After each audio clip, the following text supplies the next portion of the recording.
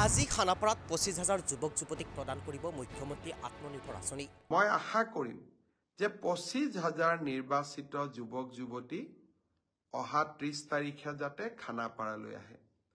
প্ৰথম আমি ৭৫,০০০ টকা দিম।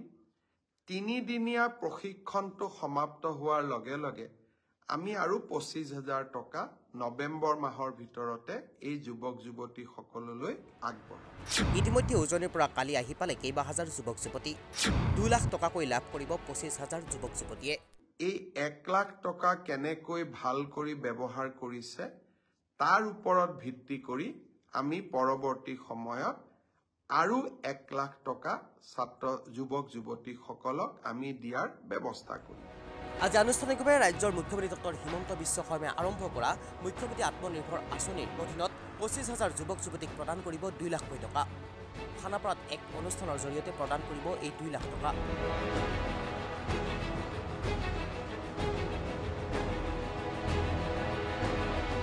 ইতিমধ্যে ৰাজ্যৰ ২৫,০০০ যুৱক যুৱতী মুখ্যমন্ত্ৰী আত্মনিৰ্ভৰ আঁচনিৰ অধীনত পৰিছে। প্ৰথম কিস্তিত ৭৫,০০০ টকা প্ৰদান কৰিব যুৱক যুৱতীসকলক।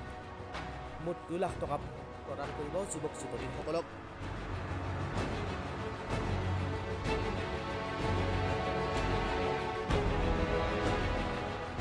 হিতাধিকাৰীৰ কাম চাই দ্বিতীয় কিস্তিত প্ৰদান কৰিব ২৫,০০০ টকা। আনহাতে তৃতীয় কিস্তিত প্ৰদান কৰিব ১ লাখকৈ টকা। মুঠ ২ লাখ টকা প্ৰদান কৰিব হিতাধিকাৰীসকলক। ইতিমধ্যে এই আঁচনিৰ বাবে নিৰ্বাচিত হৈছে ২৫,০০০ যুৱক যুৱতী আৰু সেই ২৫,০০০ যুৱক যুৱতীক প্ৰদান কৰিব ২ লাখকৈ টকা। ইয়াৰ পিছতে আৰম্ভ হ'ব দ্বিতীয় পৰ্যায়ৰ মুখ্যমন্ত্ৰী আত্মনিৰ্ভৰ আঁচনি, য'ত ৭৫,০০০ যুৱক যুৱতীক অন্তৰ্ভুক্ত কৰাৰ লক্ষ্য ৰাজ্য চৰকাৰৰ। বহু ল'ৰা ছোৱালীয়ে চৰকাৰী চাকৰিৰ বাবে পৰীক্ষা দিয়ে। চৰকাৰী চাকৰি সকলোকে দিয়াটো সম্ভৱ নহয়। সেইবাবে ৰাজ্য চৰকাৰৰ হৈ মই ঘোষণা কৰিছিলোঁ যে আমাৰ ডেকা ল'ৰা ছোৱালীখিনিক উদ্যোগ আৰু ব্যৱসায় কৰিবৰ বাবে আমি ২ লাখ টকাৰ এটা নিধি প্ৰদান কৰিম।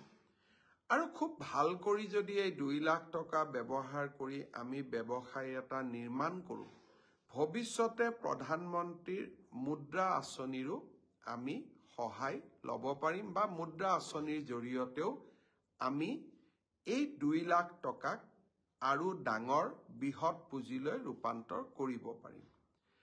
এই প্ৰধানমন্ত্ৰী আমাৰ মুখ্যমন্ত্ৰীৰ আত্মনিৰ্ভৰ অসম আঁচনিৰ প্ৰথম কিস্তিৰ ধন ৩০ তাৰিখে ৰাতিপুৱা ১০ বজাত আমি গুৱাহাটীৰ খানাপাৰা ফিল্ডৰ পৰা বিতৰণ কৰিম। ইতিমধ্যে আমাৰ জিলা উপায়ুক্তসকলে নিৰ্বাচিত ছাত্ৰ ছাত্ৰীসকলক আমন্ত্ৰণ জনাইছে। মই আশা কৰিম যে ২৫,০০০ নিৰ্বাচিত যুৱক যুৱতী অহা ৩০ তাৰিখে যাতে খানাপাৰালৈ আহে। প্ৰথম আমি ৭৫,০০০ টকা দিম। ৩ দিনীয়া প্ৰশিক্ষণটো সমাপ্ত হোৱাৰ লগে লগে আমি আৰু ২৫,০০০ টকা নৱেম্বৰ মাহৰ ভিতৰতে এই যুৱক যুৱতীসকললৈ আগবঢ়াম।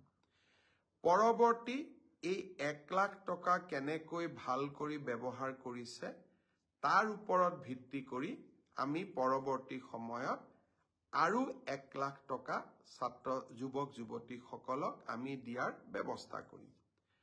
বহুতে মোক সোধে টকাটো ঘূৰাই দিব লাগিব নেকি? ১ লাখ টকা ঘূৰাই দিব নালাগে। আৰু বাকী ১ লাখ টকাও ৩ বছৰ পিছত মাত্ৰ মাহত ৫,০০০ টকাৰ এটা সৰু ইনষ্টলমেণ্টেৰে ৫ বছৰ সময় আমাৰ ৫,০০০ কৰি আপোনালোকে লাহে লাহে এই পইচাটো আমাক উভতাই থাকিব পাৰিব। ল'ৰা ছোৱালীক যুৱক যুৱতীক আমি সকলো প্ৰকাৰে সহায় কৰাৰ বাবে আমি প্ৰচেষ্টা কৰিছোঁ। এই মুখ্যমন্ত্ৰীৰ আত্মনিৰ্ভৰ অসম আঁচনিৰ দ্বিতীয় লানিও আমি লগে লগে আৰম্ভ কৰিম। এইবাৰ আমি আৰু নতুনকৈ ৭৫,০০০ যুৱক যুৱতীক এই মুখ্যমন্ত্ৰীৰ আত্মনিৰ্ভৰ অসম আঁচনিলৈ আনিবৰ বাবে চেষ্টা কৰিম। যুৱক যুৱতীসকলক মই অনুৰোধ কৰিম, চৰকাৰী চাকৰিয়ে হওক বা আত্মনিৰ্ভৰশীলতাই হওক, দুইটা ক্ষেত্ৰতে আমাৰ চৰকাৰে আপোনালোকৰ লগত সুন্দৰভাৱে কাম কৰি যাব।